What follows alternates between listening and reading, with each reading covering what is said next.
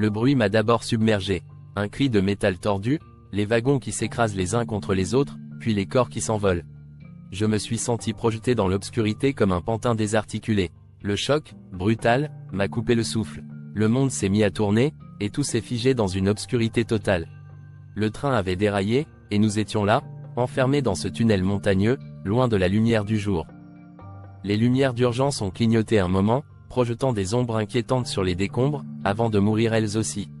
Les téléphones portables sont vite devenus notre seul salut, mais leurs faisceaux tremblotants ne perçaient pas grand-chose. La panique montait alors que les batteries s'épuisaient. On pouvait sentir la peur, palpable, s'insinuer dans chaque respiration, et malgré les tentatives désespérées de certains pour appeler à l'aide, il n'y avait rien, pas même un signal faible. Les radios d'urgence, quant à elles, n'émettaient qu'un silence pesant. Nous étions seuls. Nous avons tenté de nous frayer un chemin vers l'arrière du train, là où l'entrée du tunnel devait être, mais à peine avions-nous parcouru quelques dizaines de mètres qu'un grondement a résonné au-dessus de nos têtes. Un éboulement. Les rochers ont bloqué l'entrée, obstruant notre seul espoir de sortie rapide. Chaque élan de panique résonnait comme une condamnation, nous étions prisonniers sous la montagne. Les premières heures ont été un mélange de cris, de pleurs et de douleurs. J'aidais ceux qui pouvaient encore bouger, utilisant des morceaux de vêtements déchirés pour improviser des bandages, mais les blessures étaient sévères. Les fractures ouvertes et les contusions graves nous rappelaient que le pire était à venir. Quelques rations trouvées dans le wagon-restaurant nous ont permis d'apaiser notre faim immédiate, mais il était évident que les provisions ne suffiraient pas. Nous avons avancé, lentement, suivant les rails dans l'obscurité. Mais même là, le chemin nous était refusé. Une section du tunnel s'était effondrée, et les rochers bloquaient tout passage. Alors que nous envisagions de creuser à travers les décombres, un bruit sec a retenti. Un cri, suivi d'une explosion. Un des survivants, dans une tentative insensée de mieux voir, avait allumé un briquet. La flamme avait enflammé une poche de gaz souterrain, provoquant une déflagration qui avait blessé plusieurs d'entre nous. Le chaos s'intensifiait. Les jours suivants, la température a chuté. L'air humide du tunnel s'infiltrait dans nos vêtements.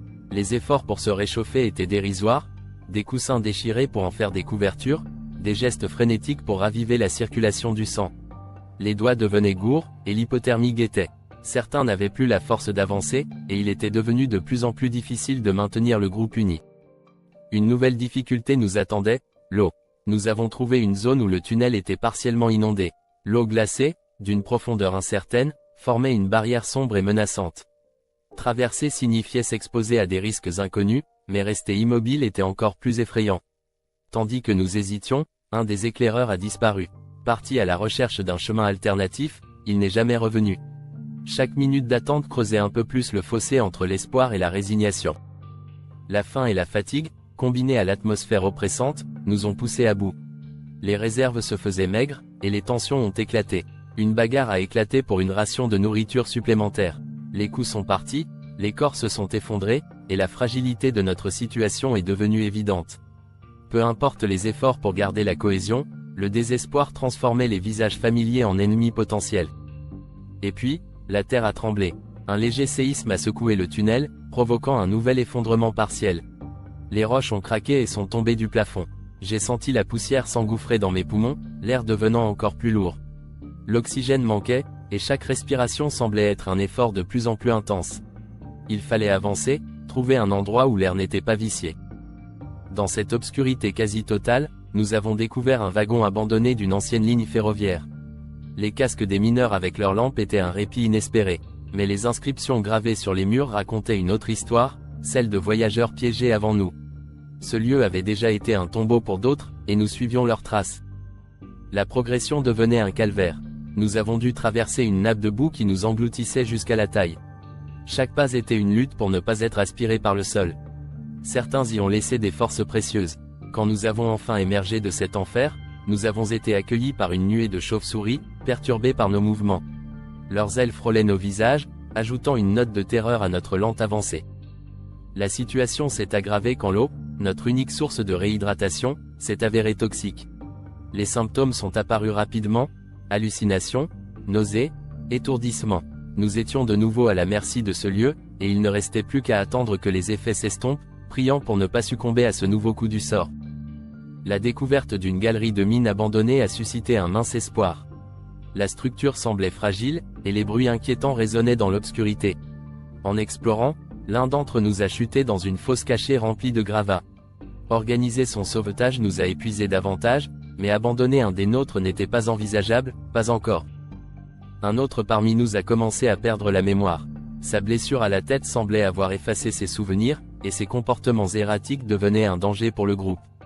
Pourtant, nous devions continuer, même si les parois du tunnel craquaient à chaque pas, menaçant de nous ensevelir. Nous avons été attaqués par des rats géants attirés par les restes de nourriture. Leurs morsures ont ajouté une couche de douleur aux souffrances déjà accumulées. Puis la galerie de la mine s'est effondrée, nous séparant en deux groupes. Les communications entre nous devenaient difficiles, et l'incertitude sur le sort des autres alourdissait l'atmosphère. Finalement, nous avons trouvé le corps du passager disparu, écrasé sous un éboulement.